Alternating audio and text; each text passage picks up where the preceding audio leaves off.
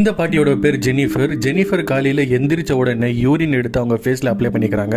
ஏன்னா யூரின் ஃபேஸ்ல அப்ளை பண்ணா ஸ்கின் வந்து டைட் ஆகி வயசு குறைஞ்ச மாதிரி தெரியும்னு இவங்களோட ஃப்ரெண்டு சொல்லியிருக்காங்க. அதை கேட்டு இந்த பாட்டி டெய்லி காலையில எந்திரிச்ச உடனே அவங்களோட யூரினையே ஒரு டப்பால பிடிச்சி ஃபேஸ்ல அப்ளை பண்ணிக்கிறாங்க. இந்த விஷயம் வந்து அவங்க பொண்ணுக்கு கொஞ்சம் கூட பிடிக்காது. ஏன்னா யூரினை ஃபேஸ்ல அப்ளை பண்ணிட்டு டெய்லி காலையில வந்து அவங்க பொண்ணுக்கு அவங்க மொத்தம் தராங்க. பண்ணா யாருக்கு தான் பிடிக்கும்? இவங்க ஏன் இவ்வளவு கஷ்டப்பட்டு வயசை குறைக்கிறாங்கன்னு உங்களுக்கு தெரியுமா ஃப்ரெண்ட்ஸ்? தெரிஞ்சுக்கிறதுக்கு முன்னாடி ப்ளீஸ் இந்த வீடியோ ஒரே ஒரு லைக் மட்டும் போட்டுருங்க. எதுக்குன்னா பக்கத்து வீட்டுல புதுசா கூடி வந்த ஜோசப் தாத்தாக்காக தான். ஜோசப் மேல ஜெனிஃபருக்கு ஒரு பெரிய கிரஷ் இருக்கு. டெய்லி ஃபேஸ்ல யூரின் அப்ளை பண்ணது இல்ல, ஓரளவுக்கு வந்து ஜெனிஃபரோட ஸ்கின் எல்லாம் டைட் ஆயிடுது. ஒரு 5 வயசு கம்மியா தெரியுறாங்க. இந்த கான்பிடன்ஸோட ஃபர்ஸ்ட் டைம் அந்த ஜோசப்பை மீட் பண்றதுக்கு போறாங்க. நல்ல மேக்கப் எல்லாம் போட்டுக்கிட்டு அந்த ஜோசப்பை மீட் பண்ண போனா அந்த ஜோசப் அவனோட கேர்ள் ஃப்ரெண்ட் கூட்டிட்டு வந்திருக்கான். அதை பார்த்து மனசு உடைஞ்சு போயிடுறாங்க. ஜோசப்போட கேர்ள் ஃப்ரெண்ட் வந்து ஜெனிஃபரை விட ஒரு 10-15 வயசு கம்மியா தெரியுறாங்க. ஆனா ஜெனிஃபரோட வயசு தான் அவங்களுக்கு. எப்படி நீங்க இவ்வளவு எங்க தெரியுறீங்க அப்படின்னு சொல்லி கேட்டதுக்கு ஒரு விசிட்டிங் கார்டு எடுத்து தராங்க. அந்த கார்டு வந்து ஒரு பிளாஸ்டிக் சர்ஜரி பண்ற ஹாஸ்பிட்டலோட கார்டு. அது ஜோசப்போட கேர்ள் ஃப்ரெண்ட பார்த்த ஜெனிஃபர் இவ்வளவு செலவானாலும் பரவாயில்ல, எனக்கும் 10-15 வயசு கம்மி ஆகணும், பிளாஸ்டிக் சர்ஜரி நம்ம பண்ணிக்கலாம் அப்படின்னு சொல்லி ஹாஸ்பிட்டலோட டீனை போய் பாக்குறாங்க. ஹாஸ்பிட்டலுக்கு போனா அந்த டாக்டர் வந்து பாக்குறதுக்கு ஒரு 18-20 வயசு பொண்ணு மாதிரி இருக்காங்க.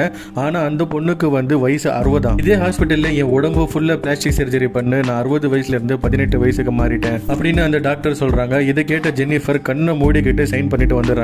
இந்த டேட்டுக்கு சர்ஜரி செஞ்சுக்கலாம் அப்படின்னு சொல்லிட்டு ஒரு டேட் சொல்லி அமைச்சிடுறாங்க. ஃபைனலா சர்ஜரி பண்ற டேட் வந்துருது. ஜெனிஃபர் ஆபரேஷன் தியேட்டருக்கு போனதுக்கு அப்புறம் அந்த டாக்டர்ஸ் எல்லாம் பேசுறது பார்த்து அவங்களுக்கு ஏதோ தப்பா படுது. கொஞ்ச நேரத்துக்கு அப்புறம் ஜெனிஃபர் மயங்கிடுறாங்க. ஆபரேஷன் முடிஞ்சு அவங்க ஃபேஸ் ஃபுல்லா கட்டு போட்டுருக்கு, அவங்க கை ஃபுல்லா கட்டு போட்டுருக்கு. ஜெனரல் வார்டுக்கு கொண்டு வந்ததுக்கு அப்புறம் அவங்களுக்கு மயக்கம் தெரியுது. ஜெனிஃபரோட கைக்கு கூட சர்ஜரி பண்ணிருக்காங்க. ஏன்னா கையோட ஸ்கின் கூட ரொம்ப லூஸா இருந்திருக்கு. ஒரு 2 நாள்லயே ஜெனிஃபருக்கு வீட்டுக்கு அனுப்பிச்சிடுறாங்க. வீட்டுக்கு போனா அவங்க பொண்ணு பயங்கரமா ஷாக் ஆயிடுறாங்க. ஏன்னா அவங்களுக்கு தெரியாம தான் ஜெனிஃபர் வந்து சர்ஜரி பண்ணிருக்காங்க. சர்ஜரி பண்ணதுக்கு அப்புறம் ஜெனிஃபரோட மூக்கு வந்து பெருசாயிட்டு இருக்கு. இதை பார்த்து அந்த பொண்ணு என்ன சொல்றாங்கன்னா, ஏன் உங்களுக்கு மூக்கு இவ்வளவு பெருசா இருக்கு, எனக்கு ஏதோ தப்பா படுது, நீங்க வாங்க முதல்ல நம்ம ஹாஸ்பிட்டல்ல போய் கட் அவுத்து பார்க்கலாம்னு சொல்லி சொல்றாங்க. அதுக்கு ஜெனிஃபர் என்ன சொல்றாங்கன்னா, 10 நாள் வரைக்கும் கட் அவுக்க கூடாது, அப்படி அவுத்தீங்கன்னா சர்ஜரி வந்து ஃபெயிலியர் ஆயிடும் அப்படின்னு டாக்டர் சொன்னாங்க அப்படின்னு சொல்றாங்க.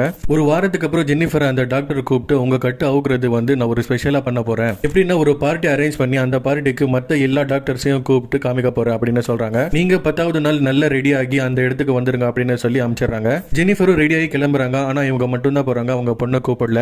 அந்த இடத்துக்கு போனதுக்கு அப்புறம் அந்த டாக்டர் கட் அவுத்து எல்லாருக்குமே காமிக்கிறாங்க. கட் அவுத்து பார்த்தா ஜெனிஃபரோட ஃபேஸ் வந்து ஒரு பிக்கோட ஃபேஸ், ஜெனிஃபரோட கை வந்து ஒரு பிக்கோட கை மாதிரி இருக்கு. அதுக்கப்புறம் ஜெனிஃபர் அந்த டாக்டரை பார்த்து என்ன ஏன் இந்த மாதிரி செஞ்ச அப்படின்னு சொல்லி கேட்டதுக்கு அதுக்கு அந்த டாக்டர் இது ஒரு பிளாஸ்டிக் சர்ஜரி ஹாஸ்பிட்டல் எல்லாம் கிடையாது, நாங்க வருஷம் ஒரு ஆளை பிடிச்சிட்டு வந்து அவங்கள பிக்கா மாத்தி எங்க கடவுளுக்கு நம்ம பலி கொடுத்துருவோம் அப்படின்னு சொல்றாங்க. அதுக்கப்புறம் அங்க இருக்கிற எல்லாருமே ஒரு ஈட்டியை கையில் எடுத்துக்கிறாங்க. எடுத்துக்கிட்டு ஜெனிஃபரை வேட்டையாடி கொண்டுறாங்க.